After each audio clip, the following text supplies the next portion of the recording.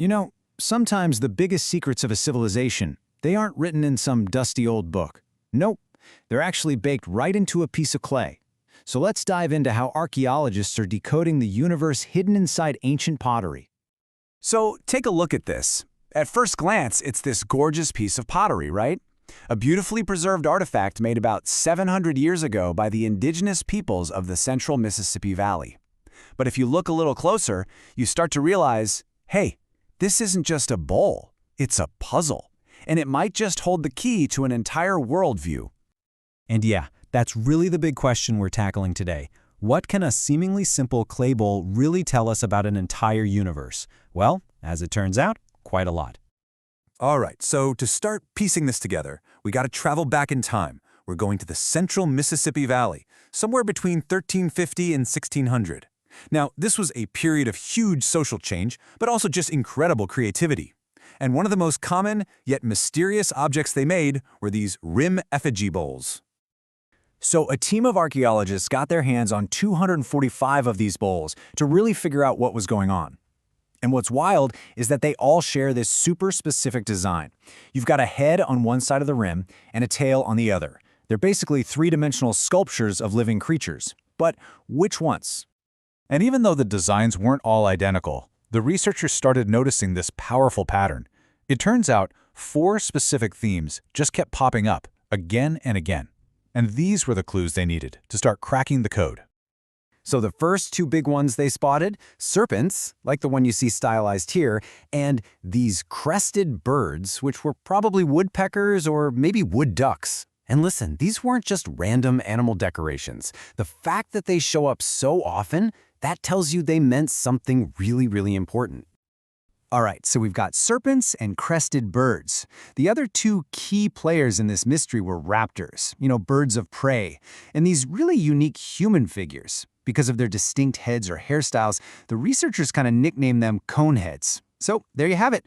Our 4 main characters are serpents, crested birds, raptors, and coneheads. Okay, get this. This is the crucial part. More than 85%, 85 of all the bowls they looked at had one of these 4 themes. I mean, that's not a coincidence, right? No way. This is a deliberate, widespread symbolic system. But what on earth did it all mean? To figure out what these animals and people on the bowls are all about, we can't just look at the bowls. We have to understand the entire world they lived in. Not just their physical world, but their cosmic one.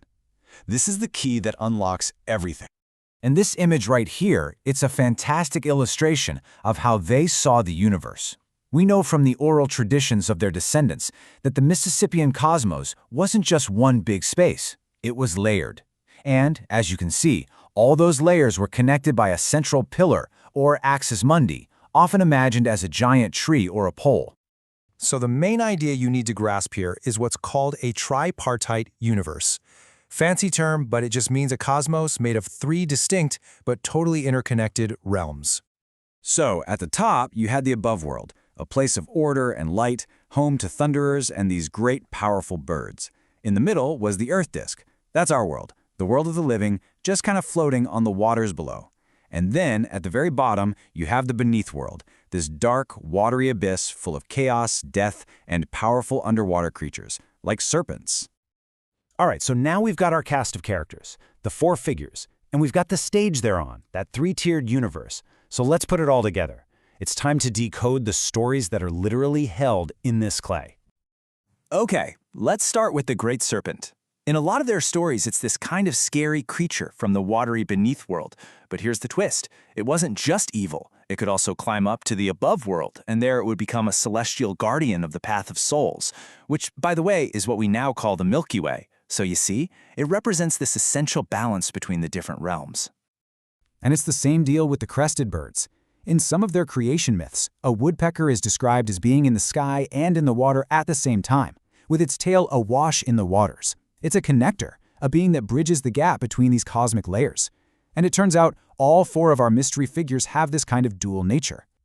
Okay, so we're getting somewhere, right?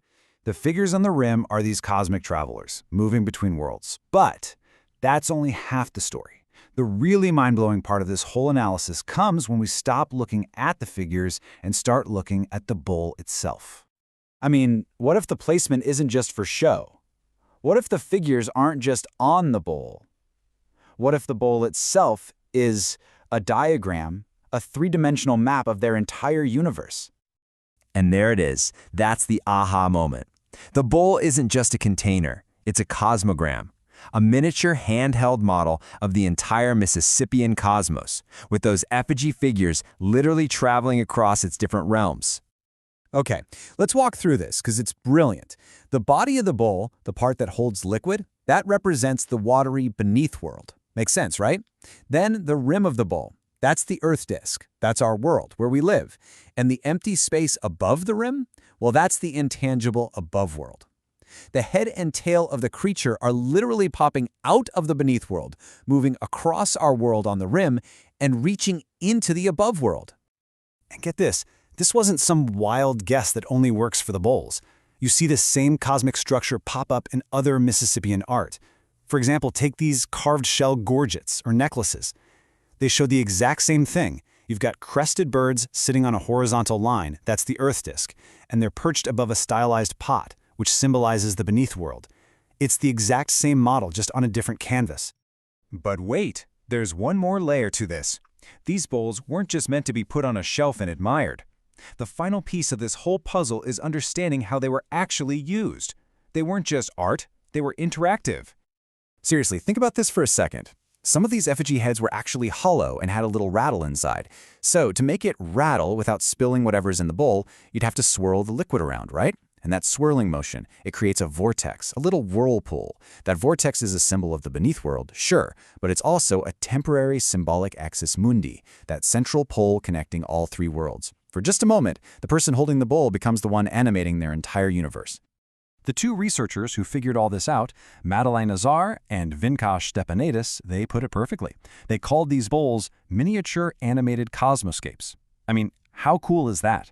They are living, breathing models of the universe that you can literally hold in your hands. And that really leaves us with one last thing to think about. We started this journey with what looked like a simple clay bowl, and we ended up with a handheld universe. It really makes you wonder, doesn't it?